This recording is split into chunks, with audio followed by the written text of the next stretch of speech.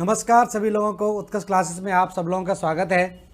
तो देखिए, हम बात कर रहे थे पृथ्वी के पर जो महाद्वीप और महासागरों का निर्माण होता है। तो अभी हम महाद्वीपों के निर्माणकारी सिद्धांतों के बारे में हम जान रहे थे। तो कुछ सिद्धांत हम यहाँ पर अभी तक जान चुके हैं। अभी पिछली क्लास में हम बात कर रहे थे किसके बारे में? भूचुंबकत्व के बारे में बात कर रहे थे। तो भूचुंबकत्व के संबंध में हमने तीन सिद्धांतों या तीन मतों के बारे में जाना। भूचुंबकत्व कैसे पैदा होता है, इस भूचुंबकत्व को जानने के लिए हम बात कर रहे थे किसकी? तीन सिद्धांतों की। यहाँ पर तीन मतों की बात कर रहे थे। एक मत हमने लिया था, एक मत आपका जो था वो मत था किसका? वो सबसे पहले हमने मत लिया था वो था डायनमो का मत था, डायनमो का मत। और डायनमो ने क्या कहा था कि पृथ्वी के आंतरिक भाग में जो स्वभाव होता है वो कैसा अलग अलग है। केंद्र जो है वो आपका कैसा ठोस है और उसके ऊपर द्रव है, और पृथ्वी के घूर्णन के कारण उनमें अलग अलग गतियां होती हैं। तो उस गति की भिन्नता के कारण चर्निंग मोशन शुरू होता है, और चर्निंग मोशन में घर्षण पैदा होता है, और घर्षण से फिर क्या होता है? घर्षण से चुंबकत्व पैदा हो जाता है। अब उसी बात को दूसरे तरीके से बताने की कोशिश करी किसने? दूसरे तरीके से बताने की कोशिश करी रदरफोर्ड ने। तो रदरफोर्ड का मत आ गया यहाँ पर एक और रदरफोर्ड ने बताया कि घूर्णन वगैरह का चक्कर नहीं है। होता क्या है कि जो मैग्मा का पृथक्कीकरण चल रहा था, मैग्मा का जो पृथक्कीकरण हुआ था शुरुआत में, वही मैग्मा का पृथक्कीकरण अभी भी चल रहा है। ठीक है, भारी पदार्थ जो है वो ऊपर से नीचे जा रहे हैं और हल्के पदार्थ ऊपर जा रहे हैं, जिससे यहाँ पर क्या हो रहा है? दोलन पैदा हो रहा है। और इस दोलन के कारण मैग्मा दोलन कहा इसने, और इस मैग्मा दोलन के कारण ही पृथ्वी का चुंबकत्व पैदा हुआ है। ठीक है, तीसरा मत आता है जिसको हम बोलते हैं वेनेलम का मत। वेनेलम, तो वेनेलम के मत की बात करें, वेनेलम, तो ये इन्हीं दोनों के मत का मिलता जुलता असर है। तो अभी हम बात करेंगे किसकी? वेनेलम के मत की बात करेंगे, और सिंपल सी भाषा में इसको लिख लेते हैं, बहुत ज़्यादा नहीं है, वही बात इसने एक बार करने की बात की है। तो ये दो मत हम यहाँ पर डिस्कस कर चुके हैं पिछली क्लास में। अभी हम बात करेंगे किसकी? वेनेलम की। तो हेडिंग डालेंगे सब लोग, हेडिंग डालेंगे तीसरा मत है, और तीसरा मत कहलाता है वेनेलम। वेनेलम, तो तीसरा मत ध्यान रखना कौन सा है? वेनेलम का मत। वेनेलम का मत कहलाता है। अब ये जो वेनेलम का मत है, इस मत के अंतर्गत हमें क्या क्या चीजें समझनी है उसको जान लेते हैं। वेनेलम का मत, ठीक है, एक ही बात है इंग्लिश और हिंदी। वेनेलम का मत ध्यान रखें। अब वेनेलम ने क्या कहा, इसको फटाफट से लिख लीजिए, हेडिंग डालिए, कॉपी पेन निकाल किए हेडिंग डालिए, और हेडिंग में लिखिए, यहाँ पर फटाफट से लिख लीजिए, दो लाइनें इसमें लिख लो। वेनेलम के अनुसार, मैं बोल रहा हूँ लिखते चले जाइए, क्योंकि मैं भी लिखूंगा फिर आप भी लिखेंगे तो उसमें समय बहुत ज़्यादा लगता है। तो फटाफट से आप लिखते जाइए। वेनेलम के अनुसार बाहरी क्रोड एवं निचले मेंटल के मध्य, वेनेलम के अनुसार बाहरी क्रोड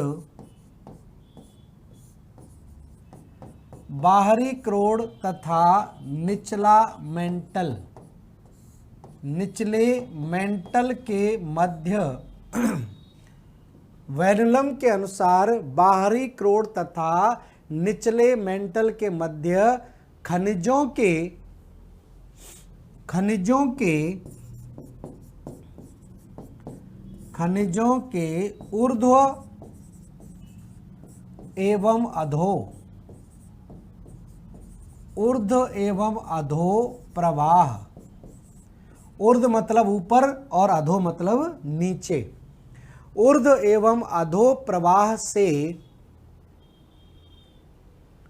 पारस्परिक घर्षण पैदा होता है। खनिजों के ऊर्ध्व एवं अधो प्रवाह से पारस्परिक घर्षण उत्पन्न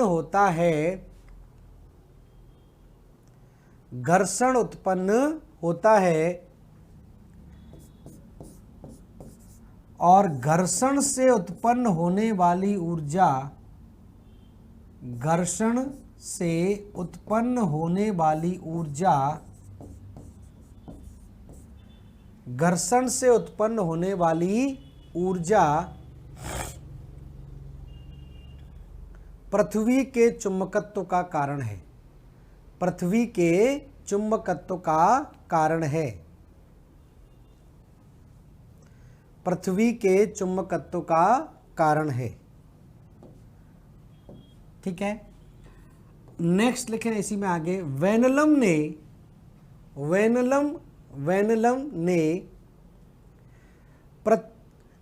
दोलन के स्थान पर, वेनलन ने दोलन के स्थान पर, वेनलन ने दोलन के स्थान पर, दोलन को इसने हटा दिया है, दोलन के स्थान पर खनिजों की घर्षणात्मक ऊर्जा, खनिजों की घर्षणात्मक ऊर्जा, खनिजों की घर्षणात्मक ऊर्जा को स्वीकार किया है। तो इसने दोलन को नहीं माना है, इसने किसको माना है कि घर्षण पैदा होता है, घर्षणात्मक ऊर्जा को स्वीकारा है। ठीक है, घर्षणात्मक ऊर्जा को स्वीकारा है। ठीक है, तो इसने साफ साफ ये कहा है कि जो खनिज होते हैं, इन खनिजों का क्या होता है, संचरण होता है, खनिजों का संचरण होता है। और खनिजों का जो संचरण होता है वो एक तो ऊर्ध्व होता है और अधो होता है, मतलब भारी खनिज जो होते हैं वो ऊपर से कहाँ आते हैं, नीचे की तरफ आते हैं, जबकि जो हल्के खनिज होंगे, हल्के खनिज उत्प्लावित कर जाएंगे, तो हल्के खनिज नीचे से ऊपर की तरफ जाएंगे। जब भारी ऊपर से नीचे और हल्के नीचे से ऊपर, तो इसके कारण यहाँ पर क्या पैदा होगा, घर्षण पैदा होगा। और इसी घर्षण के कारण यहाँ पर इसने क्या बताया कि जो घर्षणात्मक ऊर्जा उत्पन्न होगी, इसी घर्षणात्मक ऊर्जा का परिणाम है वो आपका क्या है, चुंबकत्व है। ठीक है, तो यही घर्षणात्मक ऊर्जा का परिणाम इसने बताया कि चुंबकत्व वाला भाग आपका बनता है। क्लियर हो गया होगा। तो सिंपल सी बात इसके द्वारा कही गई, उसी को एक तरह से घुमा फिरा के इन्होंने अपने तरह से प्रस्तुत किया है। क्लियर हो गया। ठीक है, पहला वाला आप जान गए। पहले वाले में या सबसे पहले जो डायनामो ने दिया, डायनामो ने कहा कि जो ठोस पदार्थ है उसके ऊपर द्रव तेजी से घूमता है और दोनों मेटल हैं और मेटल आपस में रगड़ खाएंगे तो क्या होगा, चुंबकत्व पैदा होगा। यही चीज रदरफोर्ड ने दूसरे तरीके से बताई।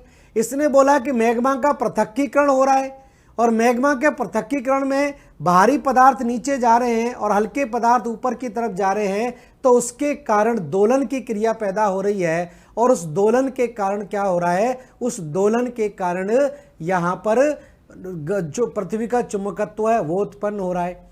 और तीसरा जो वेनलम है, वेनलम ने एक और चीज बता दी। वेनलम ने बोल दिया कि खनिज जो हैं वही खनिज जो भारी और हल्के हैं, यहाँ पर इस भाग में मतलब ऊपरी क्रोड में और निचले मेंटल के बीच में खनिजों का संचरण होता रहता है, खनिजों का संचरण होता रहता है। बाहरी जो खनिज हैं, बाहरी खनिज जो हैं वो आपके नीचे की तरफ जाते हैं और हल्के खनिज ऊपर की तरफ जाते हैं। इससे भी क्या होगा, घर्षण पैदा होगा और घर्षण पैदा होगा तो उससे चुंबकत्व पैदा हो जाएगा। ठीक है, तो ये आपके जान गए, हमने क्या जान लिए, कौन कौन से मत इससे संबंधित है। तो 3 मतों के बारे में जान लिया हमने। अब देखिए हम बात करें किसके बारे में, अब हम बात करते हैं चुंबकत्व के आधार, चुंबकत्व के आधार के बारे में बात करें। चुंबकत्व के आधार मैंने बताया था शुरुआत में ही। तो नेक्स्ट हम बात करते हैं चुंबकत्व के क्या क्या आधार हैं। चुंबकत्व के आधार, चुंबकत्व के आधार। ठीक है, चुंबकत्व के आधारों की देखिए यहां पर हम बात करें तो सिंपल सी बात यहां पर एक समझ के चलिए। चुंबकत्व के आधार में क्या है कि यहाँ पर जो आधार दिया गया उसमें जब रेडियो एक्टिव पदार्थ जो होते हैं पृथ्वी के अंतरतम भाग में, आंतरिक भाग में रेडियो धर्मी पदार्थ जब विस्फोट होता है तो विस्फोट होने से वहाँ पर ऊर्जा की एक तो हाईएस्ट मैक्सिमम फेज आती है और एक आपकी लोएस्ट फेज आती है, मतलब एक दीर्घमान अवस्था आती है और एक ह्रासमान अवस्था आती है। एक को वैक्सिंग फेज बोलते हैं और एक को वैनिंग फेज कहा जाता है। ये किसके कारण हो रहा है? रेडियो एक्टिव पदार्थों के कारण। ठीक है, तो यहां पर इसने ये स्थिति बताई चुंबकत्व के आधार की। हम यहां पर बात कर रहे हैं तो सिंपल सी बात यहां पर जान के चलिए, चुंबकत्व के आधार में यहां पर यह बताया गया कि चुंबकत्व का आधार मान जो है वो सदैव एक समान नहीं रहता है। ठीक है, तो ध्यान रखें, चुंबकत्व के आधार में ध्यान रखें, पृथ्वी का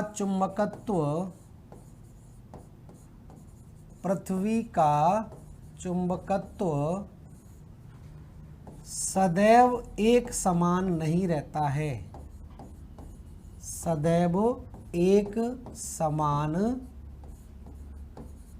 नहीं रहता है, सदैव एक समान नहीं रहता है। कभी दीर्घमान होता है, कभी दीर्घमान तथा कभी ह्रासमान, कभी ह्रासमान।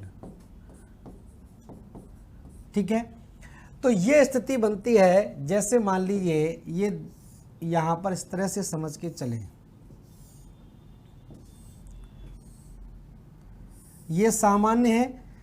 दीर्घमान का मतलब है कि कभी उच्च स्थिति में आ जाता है और कभी क्या आ जाता है? निम्न स्थिति में आ जाता है। ये स्थिति की बात करता है ये। ठीक है, तो ये तो क्या हो जाएगा? ये चुंबकत्व का दीर्घमान हो जाएगा, दीर्घमान, और ये चुंबकत्व का क्या हो जाएगा? ह्रासमान हो जाएगा, या इंग्लिश में हम इसको बोलते हैं वैक्सिंग फेज। इसको क्या बोलते हैं? वैक्सिंग फेज, और इसको क्या बोलते हैं? Waning phase, waning phase. Waxing phase और वैनिंग फेज ये कहलाता है। ठीक है, अब वैक्सिंग और वैनिंग फेज ध्यान रखना कभी भी एक समान नहीं होते हैं, और एक समान ना होने के पीछे कारण क्या है कि यहाँ पर चुंबकत्व जो होता है वो घटता बढ़ता रहता है। चुंबकत्व जब अपनी ज़्यादा स्थिति में होता है तो उसको हम बोलते हैं वैक्सिंग फेज, और अपनी निम्न अवस्था में होता है उसको हम बोलते हैं वैनिंग फेज। ठीक है, ये स्थिति बनती है। और ये क्यों हो रहा है यहाँ समझिए चुंबकत्व, क्योंकि सिंपल सी बात है, चुंबकत्व को यहाँ पर समझ के चलते हैं। चुंबकत्व, तो पृथ्वी के चुंबकत्व की दो अवस्था बन रही हैं, एक तो दीर्घमान है, दीर्घमान, और एक ह्रासमान है। एक वैक्सिंग फेज है, वैक्सिंग फेज, एक वैनिंग फेज है, वैनिंग फेज। ठीक है, अब ये जो दोनों फेज यहां पर बन रही हैं, ये दोनों फेज यहां पर आपको पता है कि पृथ्वी के आंतरिक भाग में क्या होता है? रेडियो सक्रिय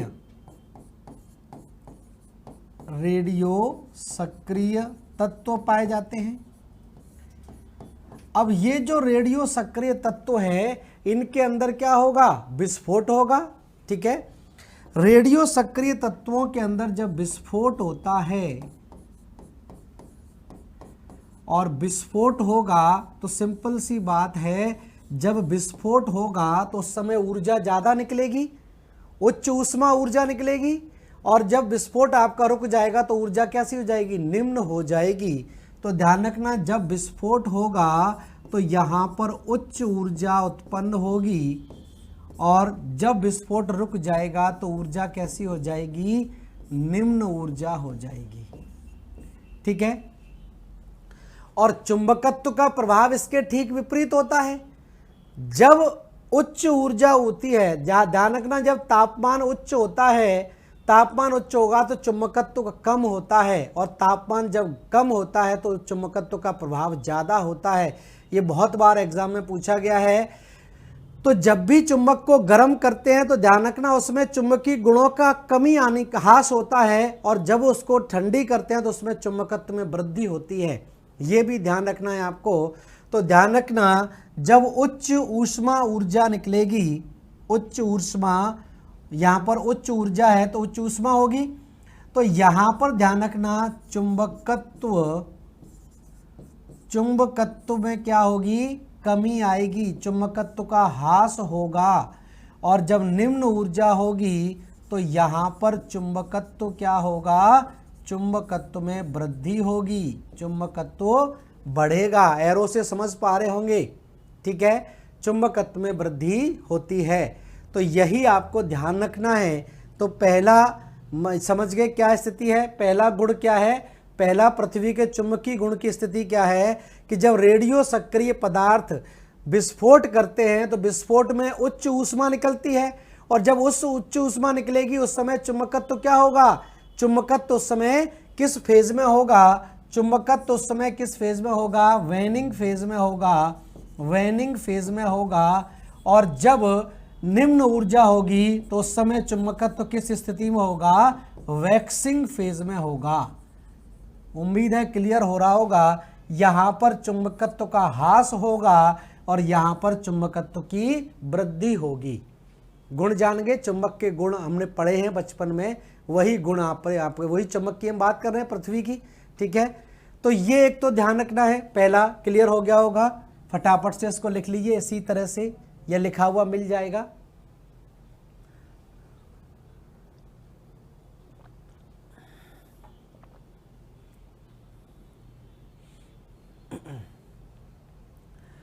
दूसरा गुण क्या होता है, दूसरा गुण ध्यान रखना, इसको हम बोलते हैं पोलर वांडरिंग, पोलर वांडरिंग कहा जाता है। एक गुण आप जान गए, दूसरा गुण होता है polar wandering, polar wandering, polar wandering इसको बोलते हैं। पोलर वांडरिंग का मतलब है, या ध्यान रखना इसको, पोलर ध्रुवीय परिभ्रमण भी कहा जाता है, ध्रुवीय परिभ्रमण, ध्रुवीय परिभ्रमण, या ध्रुव बदल जाते हैं। यह सिंपल भाषा मान लें, ध्रुव बदल जाते हैं। कैसे समझ लीजिए पहले, ये मान लीजिए पृथ्वी है, यहाँ पर लिखता हूँ, ये मान लीजिए पृथ्वी है, और यहाँ से इसका क्या है, भौगोलिक ध्रुव है। ये तो इसका भौगोलिक ध्रुव हो गया, भौगोलिक ध्रुव, भौगोलिक ध्रुव नॉर्थ और इधर साउथ, ठीक है। फिर मैंने आपको बताया था कि यहाँ पर इसका क्या था, मैग्नेटिक पोल था। ये पृथ्वी का क्या था, चुंबकीय ध्रुव था, चुंबकीय ध्रुव था, ये चुंबकीय ध्रुव था, मैग्नेटिक पोल था, ठीक है। अब ये जो मैग्नेटिक पोल है अभी इस स्थिति में है, अभी इसकी स्थिति कहाँ पर है, इधर की तरफ है, पश्चिम की तरफ, मतलब ये मैग्नेटिक साउथ पोल है और ये मैग्नेटिक नॉर्थ पोल है। मैग्नेटिक साउथ पोल है और ये साउथ मैग्नेटिक पोल, उल्टा लिख दिया मैंने, ऐसे लिखिए साउथ मैग्नेटिक पोल, और इसको लिखिए north magnetic pole, north magnetic pole, इसका उल्टा होता है। और ये इनके बीच में कितने डिग्री का कोण था, यहाँ पर ये कोण कितने डिग्री का था, 11 डिग्री का कोण था, 11 डिग्री का कोण होता है, ठीक है। अब सिंपल सी बात है, ये हमेशा फिक्स नहीं रहता है। जैसे ये वाला हमेशा फिक्स रहता है, ये स्थिर रहता है, लेकिन ये वाला फिक्स नहीं रहता है, फिक्स नहीं रहता है। अगर ये जो है आप इधर आ जाए, इसकी स्थिति कहाँ पर हो जाए, इसकी स्थिति इधर की तरफ हो जाए, ठीक है, और हो ही जाती है, ये हमेशा बदलते रहते हैं, पोल कभी भी स्थिर, ध्रुवीय पोल कभी भी स्थिर नहीं रहते हैं। तो ये यहाँ पर 11 डिग्री से लेकर इधर भी 11 डिग्री इधर चला जाए, यहाँ 11 डिग्री इधर की तरफ चला जाए, तो जो यहाँ पर था इधर की तरफ जो साउथ मैग्नेटिक पोल था, और ये साउथ मैग्नेटिक पोल कहाँ पर आ जाए, यहाँ पर, और नॉर्थ मैग्नेटिक पोल यहाँ पर आ गया। तो जो ये पोल इधर था, अब ये पोल कहाँ आ गया, इधर से इधर आ गया, और ये कहाँ आ गया, इधर से इधर आ गया। और इसी घटना को हम क्या बोलते हैं, इसी घटना को पोलर वांडरिंग बोलते हैं, इसी को ध्रुवीय परिभ्रमण बोलते हैं। मतलब पृथ्वी का चुंबकीय ध्रुव परिवर्तित हो जाता है। ठीक है, ध्यान रखना, चुंबकीय ध्रुव परिवर्तित होता रहता है समय समय पर, तो इसी को हम बोलते हैं पोलर वांडरिंग या ध्रुवीय विस्थापन। ध्रुवीय विस्थापन, ध्रुवीय विस्थापन कहलाएगा। ठीक है, तो लिख लीजिए इसको फटाफट से, 2 लाइनें इसके बारे में यहीं पर, इसको बना लिया होगा साथ साथ में आपने, और 2 लाइनें यहीं पर लिख डालिए फटाफट से। लिखिए, पृथ्वी का चुंबकीय ध्रुव सदैव एक समान नहीं रहता है। पृथ्वी का चुंबकीय ध्रुव, पृथ्वी का चुंबकीय ध्रुव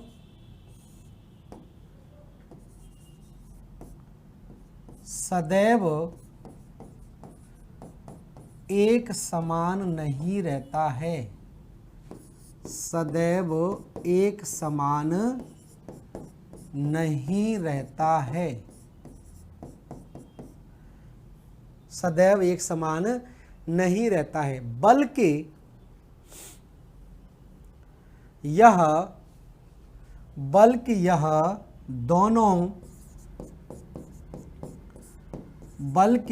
दोनों भौगोलिक ध्रुवों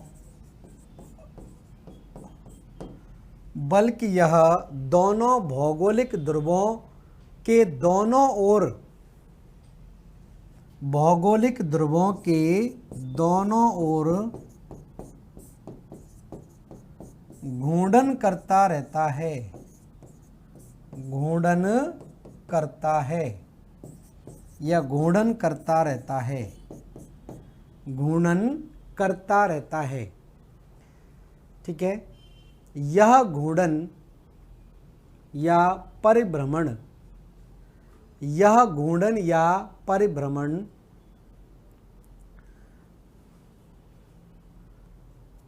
भौगोलिक ध्रुव से, यह घूर्णन या परिभ्रमण भौगोलिक ध्रुव से अधिकतम 11 डिग्री, अधिकतम 11 डिग्री तक होता है। अधिकतम 11 डिग्री तक होता है। चुंबकत्व के अधिकतम कितना होगा, 11 डिग्री इधर होगा तो 11 डिग्री इधर होगा, यहां से यहां चला गया, ये यहां से यहां चला गया। ठीक है, इस तरह से देख लेना। चुंबकत्व के इस प्रकार के घूर्णन को, चुंबकत्व के इस प्रकार के घूर्णन को ध्रुवीय विस्थापन कहा जाता है। ध्रुवीय विस्थापन कहा जाता है। तो एक पार्ट आपका हो गया ध्रुवीय विस्थापन वाला। ठीक है, अगला जो भाग आता है वो कहलाता है आपका पोलर रिवर्सल। पोलर रिवर्सल मतलब इसमें पोल ही बदल जाते हैं, पोलर रिवर्सल कहलाएगा। ठीक है, तो नेक्स्ट ले लेते हैं तीसरा भाग, इसमें हम जोड़ेंगे। तीसरा भाग कहलाता है पोलर रिवर्सल।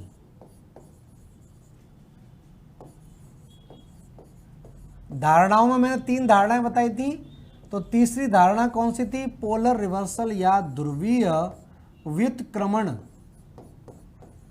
ध्रुवीय व्युत्क्रमण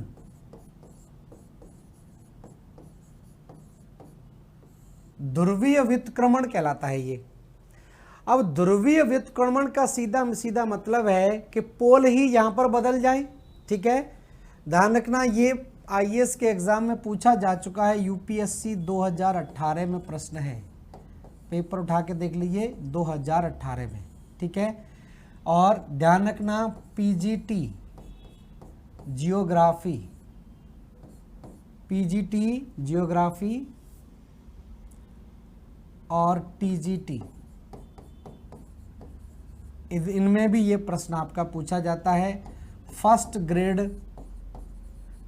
राजस्थान में आरपीएससी फर्स्ट ग्रेड के एग्जाम में भी ये प्रश्न आपका पूछा गया है। ठीक है, तो ध्यान रखें, इसमें ध्रुवीय व्युत्क्रमण से सीधा सीधा मतलब ये होता है, ध्रुवीय व्युत्क्रमण से सीधा सीधा मतलब ये होता है कि जैसे समझिए उसको, यहां पर पहले क्या स्थिति है, जैसे ये मान लीजिए पृथ्वी है, ये पृथ्वी हो गई। ठीक है, और ये पृथ्वी का क्या है, ये तो भौगोलिक ध्रुव हो गया, ये इसका भौगोलिक ध्रुव है, और यहां पर इसका क्या था, ये मैग्नेटिक पोल था, चुंबकीय ध्रुव हो गया, ये क्या हो गया, चुंबकीय ध्रुव। ठीक है, इतना तो क्लियर है। ये नॉर्थ पोल था और इधर की तरफ साउथ पोल था, और ये क्या था, ये साउथ मैग्नेटिक पोल था और ये नॉर्थ मैग्नेटिक पोल था।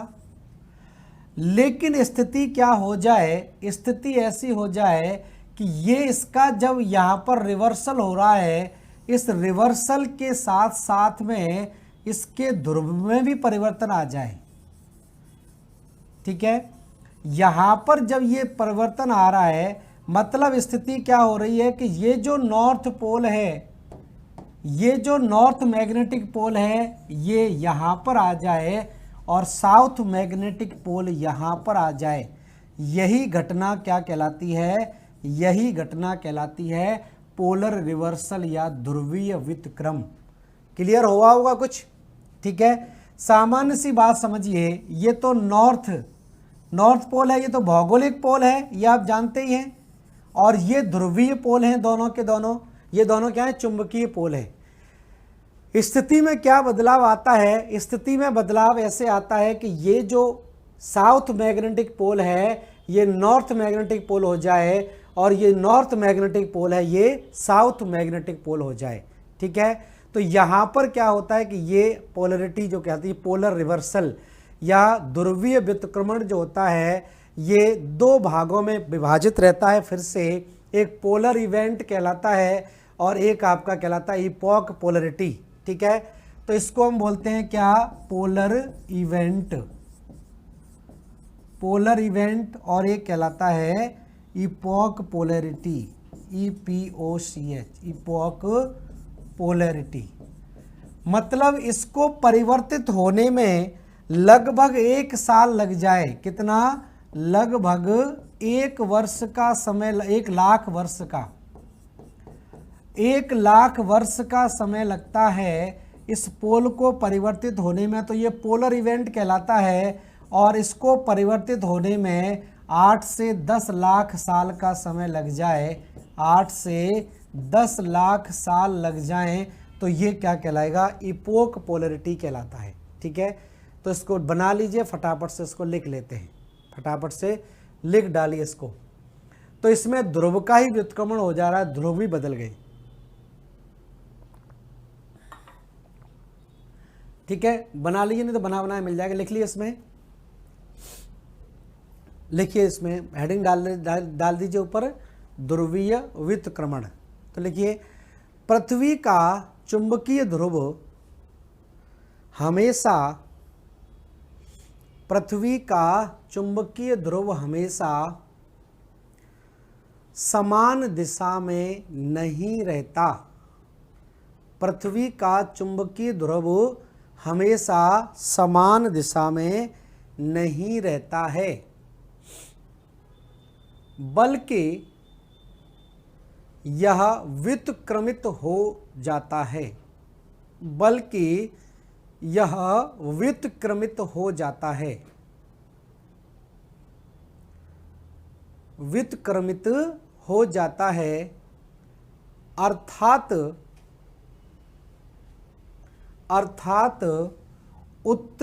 दक्षिणी चुंबकीय ध्रुव, अर्थात दक्षिणी चुंबकीय ध्रुव उत्तरी चुंबकीय ध्रुव में, उत्तरी चुंबकीय ध्रुव में, ठीक है, दक्षिणी चुंबकीय ध्रुव उत्तरी चुंबकीय ध्रुव में तथा उत्तरी चुंबकीय ध्रुव दक्षिणी चुंबकीय ध्रुव में, दोबारा से रिपीट कर देता हूं, दक्षिणी चुंबकीय ध्रुव उत्तरी चुंबकीय ध्रुव में तथा उत्तरी चुंबकीय ध्रुव दक्षिणी चुंबकीय ध्रुव में परिवर्तित होता रहता है, परिवर्तित होता रहता है।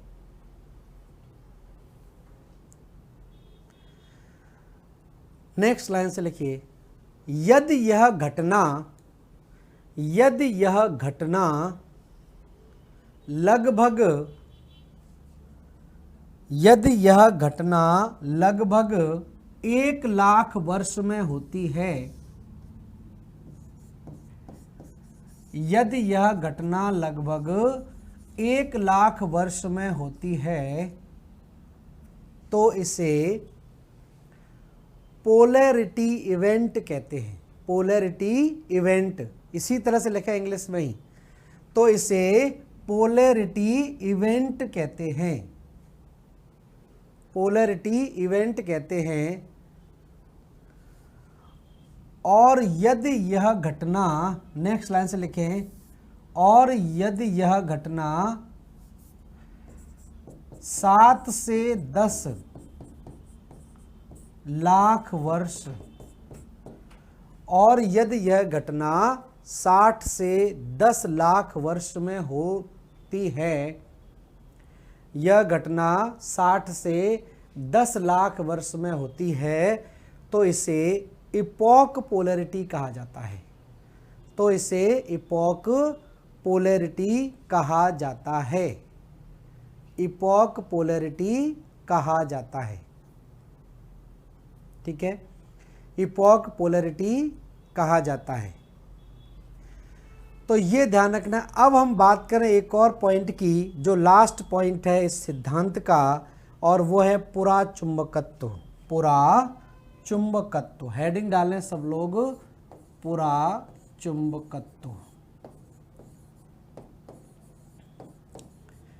पुरा चुंबकत्व भी पोलैरिटी के बारे में ही सब बताता है। इस सिद्धांत में क्या होता है कि जैसे ये मान लीजिए पृथ्वी है, पृथ्वी है और ये पृथ्वी का क्या है, भौगोलिक पोल है, और ये पृथ्वी का मैग्नेटिक पोल है, ये मैग्नेटिक पोल हो गया, और ये 11 डिग्री का अंतर हो गया दोनों के बीच में, ठीक है।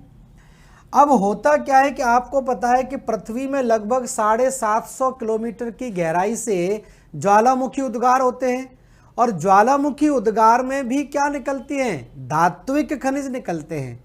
क्या निकलते हैं, धात्विक खनिज निकलते हैं। और यहाँ पर जो धात्विक खनिज निकलते हैं, ये वाला भाग हमने क्या बताया था, ये साउथ मैग्नेटिक पोल था और ये नॉर्थ मैग्नेटिक पोल था। ये नॉर्थ पोल हो गया भौगोलिक, और ये साउथ पोल।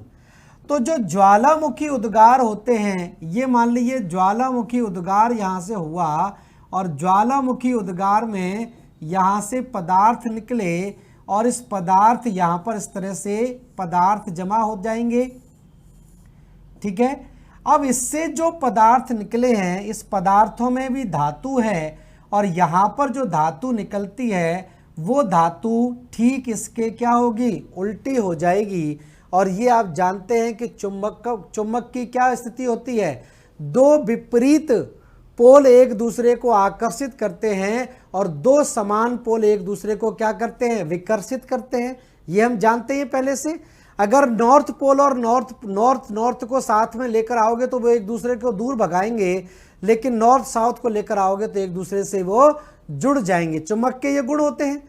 तो यहां पर जो सिद्धांत दिया गया, इस सिद्धांत में यह कहा गया कि जो ज्वालामुखी उद्गार के समय जो पदार्थ निकलते हैं और उसमें धातु अगर है, तो यहां पर जो धातु से पदार्थ निकले हुए हैं वो पदार्थ इस प्रकार से यहां पर जमा होते हैं कि इनका जो ध्रुव होता है या साउथ मैग्नेटिक पोल है, तो ये यहां पर क्या होगा, नॉर्थ मैग्नेटिक पोल बनाएगा, और यहां पर ये क्या बनाएगा, साउथ मैग्नेटिक पोल।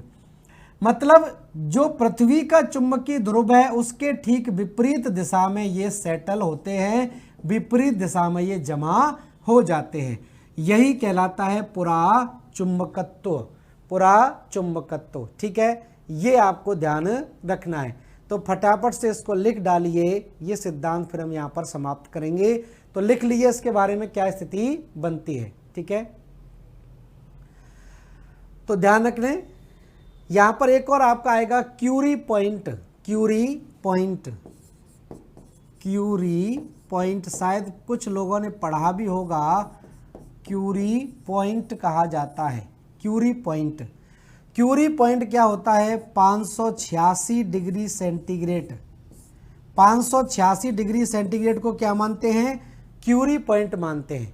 मतलब क्यूरी पॉइंट के नीचे धात्विक खनिज चुंबकत्व के गुण को धारण करते हैं। क्यूरी पॉइंट के नीचे चुंबकत्व को गुण को धारण करते हैं। ठीक है, लिख लीजिए इसको, अभी समझ में आ जाएगा।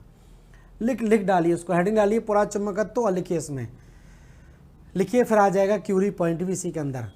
लिख लो भूगर्भ शास्त्र में, लिखिए इसमें आगे, भूगर्भ शास्त्र में, जियोलॉजी, भूगर्भ शास्त्र में भूगर्भिक क्रियाओं को समझने का, भूगर्भ शास्त्र में भूगर्भिक क्रियाओं को समझने का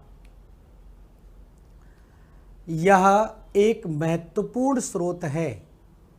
भूगर्भिक क्रियाओं को समझने का, भूगर्भिक क्रियाओं को समझने का यह एक महत्वपूर्ण स्रोत है। ठीक है, नेक्स्ट आंसर लिखिए पुराचुंबकत्व।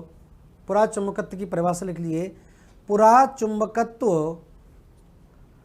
भूपटल में स्थित, पुराचुंबकत्व भूपटल में स्थित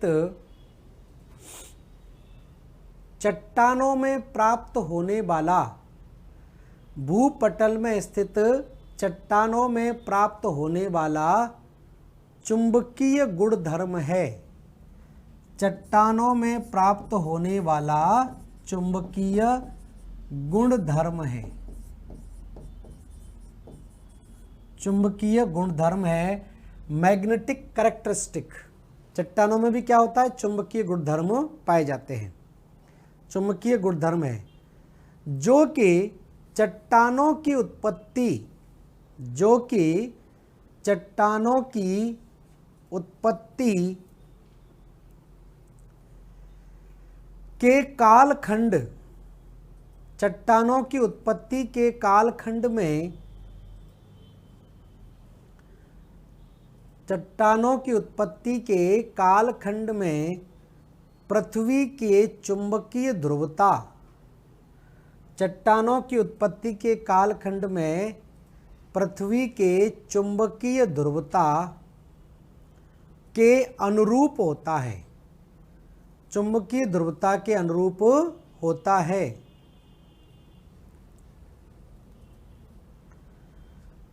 परंतु अंतर केवल इस बात को लेकर होता है, परंतु अंतर केवल इस बात को लेकर होता है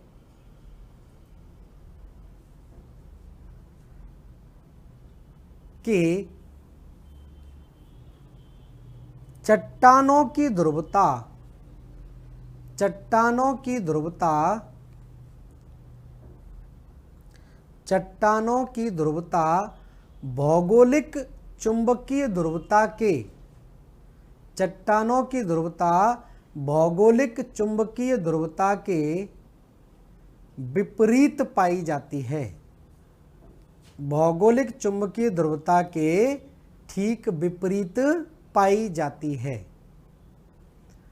अंतर केवल इस बात को लेकर होता है कि चट्टानों की ध्रुवता भौगोलिक चुंबकीय ध्रुवता के, भौगोलिक चुंबकीय ध्रुवता के ठीक विपरीत पाई जाती है, ठीक विपरीत पाई जाती है। तो ये है आपका चुंबकत्व वाला सिद्धांत। इसको बहुत ही विस्तार से हमने पढ़ा है क्योंकि बहुत इम्पोर्टेंट पार्ट है। ठीक है, चुंबकत्व से लेकर कई प्रकार से प्रश्न आपके बनते हैं, तो इसको आप ठीक ढंग से पढ़ें और एक दो बार वीडियो देखेंगे तो समझ में आ जाएगा। थोड़ा सा टेक्निकल है लेकिन मैंने बहुत सिंपल करने की कोशिश की है। डायग्राम के थ्रू ही आप चीज़ों को प्रॉपर तरीके से समझ सकते हैं। तो भू चुंबकत्व को हमने ठीक ढंग से यहाँ पर जान लिया। ठीक है, तो भू चुंबकत्व क्या है, कैसे भू चुंबकत्व है, कौन कौन से इसके किसके लिए धारणाएं हैं, उन धारणाओं को भी जान लिया और किन किन लोगों के द्वारा इसको लेकर मत दिया गया था, वो तीनों मत भी हमने यहाँ पर विस्तार से जान लिए। और इसी का एक प्रॉपर आप एक ढंग से खाका तैयार कर लेंगे तो आपका पूरे दिमाग में बैठ जाएगा कि क्या क्या स्टेप बाय स्टेप चीज़ें यहाँ पर चल रही हैं। तो ये चीज़ें आपको थोड़ा सा इस तरह से प्रॉपर तरीके से समझनी पड़ेगी। ठीक है, तो ये तो बात हो गई कौन सी, ये हमने बात कर ली अभी तक चुंबकत्व के बारे में। तो तीन सिद्धांत हमारे कंप्लीट हो गए। सबसे पहले हमने महाद्वीपीय विस्थापन सिद्धांत कर लिया, फिर संवहनीय धारा सिद्धांत हो गया, फिर भू चुंबकत्व का सिद्धांत हो गया। अब अगला हम सिद्धांत बात करेंगे और वो सिद्धांत आपका क्या कहलाता है, वो सिद्धांत कहलाता है, इसको हम बोलते हैं प्लेट टेक्टोनिकी या प्लेट विवर्तन सिद्धांत। तो प्लेट विवर्तन सिद्धांत की देखिए हम बात करें तो प्लेट विवर्तन सिद्धांत आपका जो है वो हैरी हेस के द्वारा दिया गया था। एक ब्रिटिश खगोल शास्त्री था, एक ब्रिटिश भूवैज्ञानिक था जिसका नाम था हैरी हेस। तो हैरी हेस के द्वारा ये प्लेट टेक्टोनिक थ्योरी दी गई और इसने सीधा सीधा ये बताया कि भूपृष्ठ की जो ऊपरी भाग है, इसको थोड़ा समझ लेते हैं, नेक्स्ट क्लास में बात करेंगे इसकी। तो ये अगला हम सिद्धांत पढ़ेंगे, नेक्स्ट क्लास में पढ़ेंगे, अभी मैं केवल थोड़ा सा आपको बता रहा हूं। इसको हम बोलेंगे प्लेट टेक्टोनिक सिद्धांत। अब ये जो प्लेट टेक्टोनिक सिद्धांत है, इस सिद्धांत में कुछ चीजें इस तरह से बताई गई कि भूपृष्ठ का जो ऊपरी भाग है ये छोटी छोटी प्लेटों में विभाजित है। मतलब कुछ मेजर और कुछ माइनर प्लेटें हैं और ये प्लेटें ध्यान रखना ये क्या है, यही स्थल मंडल का भाग है।